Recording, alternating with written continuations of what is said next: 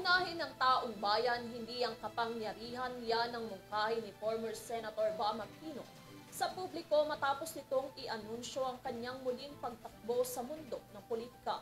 Sa kabila naman ito, nagbigay pahayag rin siya sa posibleng kolaborasyon o alyansa sa pagitan ng mga Aquino at Marcos pagdating sa pagresolba ng mga isyung kinahaharap ng bansa. Narito si Dan Villegas. Mas mahalaga kaysa sa iyo. At yung mas mahalaga pong yun, ang taong bayan. Pero dapat klaro, kung magtutulungan kayo, dapat makakatulong ka talaga sa taong bayan. Meron ka talagang issue na binabandera.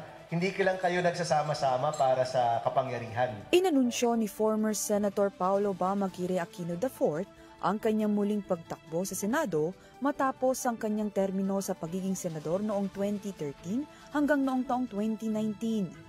Sa ginanap na press conference nitong umaga, inayag niya ang kanyang independent run sa 2025 midterm elections bilang senador ng bansa. Kung saan sinabi niya na ang kanyang malayang pagtakbong ito na walang sinasamahang partido ay mas magpapagaan sa kanyang pagtakbo dahil mas matututukan niya ang mga totoong pangangailangan ng mga mamamayang Pilipino. Sa kabila nito, tinalakay naman niya ang kanyang mga hangarin at advokasya hinggil sa mga isyu ng korupsyon, kahirapan, agawang teritoryo at lalo na sa edukasyon. Unang-una po dyan yung pagtuloy ng advokasya natin sa edukasyon. At alam po natin na ang access to quality education, yun po yung isang bagay na alam natin makapag-aangat talaga sa taong bayan. To be fair to the Duterte and Marcos administration, tuloy-tuloy naman yung implementasyon ng batas para sa libreng kolehiyo. Pero gusto ho natin makita yung mga reforma na magtataas ng kalidad ng edukasyon sa ating bansa. New Secretary Angara, at sabi ko rin na he has our full support pagdating sa mga reformang kailangan gawin at the K-12 level. Napakarami pong reforma niyan. From our infrastructure na kailangan ma-improve, to the curriculum na kailangan ma-review, all the way to our usage of technology sa mga schools, hanggang sa employability ng mga estudyante natin. Napakarami pa pong reforma. Ko po sa taong bayan ngayon pagdating po sa presyo ng bilihin. At marami po pagdating sa presyo ng bilihin na hindi natin kontrolado. World market price, geopolitical issues, pero merong kaya natin kontrolin. At yun yung paglaban sa korupsyon at pagsigurado na hindi po nadadagdagan yung presyo ng bilihin ng taong bayan dahil may ibang nagbubulsa lang ng perang yan. So yun po, pagdating sa korupsyon, sa inflation, malaking bagay rin po yan. And of course, third is kung paano natin masusuportahan yung gobyerno pagdating sa West Philippine Sea.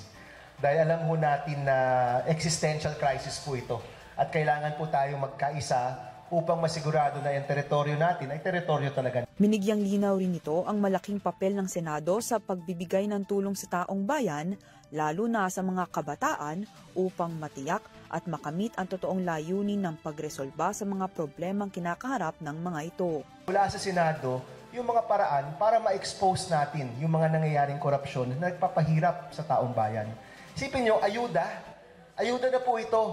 Kukuhanan po ng kalahati. Hindi ho ba yan yung pinakamababang klase ng pagiging masahol na tao? Kalahati ng ayuda kukunin mo, ibubulsa mo? O hindi kaya yung mga estudyante sa ating state university, nawawalan ng scholarship, nawawalan ng tulong, ng allowance? Mga estudyante na po yan na nagsisikap mag-aral, kinukuhanan mo pa sila. Di ba? So marami pong ganyang klaseng mga bagay na pwedeng magsimula sa Senado at yung dulo nito, political action from the executive. At o di man po, isang bagong batas o pag-amendya ng batas na makakatulong sa taong bayan. Kung ang pera ng bayan hindi napupunta sa taong bayan, hindi talaga tayo aangat. Kung ang kalahati ng ayuda, binabalik lang sa politiko, kung yung magsasaka hindi nakakakuha ng pataba na dapat nakabudget naman yun sa kanya, hindi talaga tayo aangat. We're running in place o baka kaya pababa pa. So somebody needs to take a stand. We need to take a stand. Kayo po, you did that already. We need to take a stand. Kailangan maging malinaw tayo. Kung hindi natin ititigil itong korupsyon, hindi ho babago ng bansa natin. Hindi aangat yung bansa natin. And yung mga idealistic young people, naghahanap sila ng mga tao na titindig at lalaban para sa kanila. Doon po yung nagsisimula. Yung next niyan, yung pag-oorganisa. Yung sunod dyan, yung pagsisigurado na may espasyo tayo sa politika. At of course, yung dulo dyan, manalo tayo. para masigurado natin na kapag nanalo na tayo, we're able to carve out that space. Gayunpaman bilang kasalukuyang chairman ng Katipunan na Nagkakaisang Pilipino o KNP, nagbigay ito ng kanyang sentimiento patungkol sa pagbibigay kamalayan sa mga kabataan upang hindi ito maninlang ng sistema ng korupsyon sa bansa, lalo na sa panahon ngayon. Unang-una, yung nakikita ko po dyan, kailangan may nakikita sila na elders, tayo na ho yan, na maaasahan nila na kasama nila sa laban na yan. No? Ang nangyayari ho kasi, kapag pasok sa politika, wala rin silang masandalan. Wala silang mahanap na maaangklahan.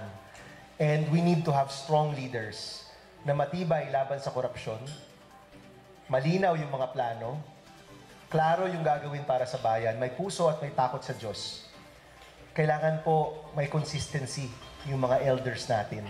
And in many ways, baka yung mga elders, we failed the young people, no, for not being those examples. So kailangan po ng mga tao na handang maging ehemplo, handang maging anchor nila, at mag-organize.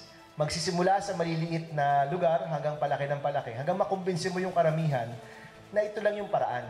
Samantala, sa kabila ng usaping politika, hindi maikakaila na sa mga nakalipas na panahon sa ilang taong panunungkulan ng mga Aquino at Marcos sa industriya ng politika, bilang mga lider ng bansa, nagbigay payag si former Senator Bam Aquino sa posibleng alyansa sa pagitan ng dalawa.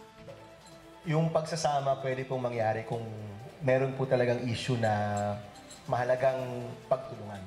I think yung point of any unity, yung taong bayan. So para sa bayan, pwede po talaga magtulungan. Pero kailangan klaro at malinaw at sincero na yung pagsasamahan at pagtutulungan ay para sa taong bayan. So may mga panahon naman na talagang kailangan magtulungan. Pero yung batayan po natin dyan, hindi lang pagtakbo, hindi lang politika, dapat kung ito talaga ay mahalaga sa taong bayan. So, para sa URTV News, Dan Villegas sumasaludo sa bawat Pilipino.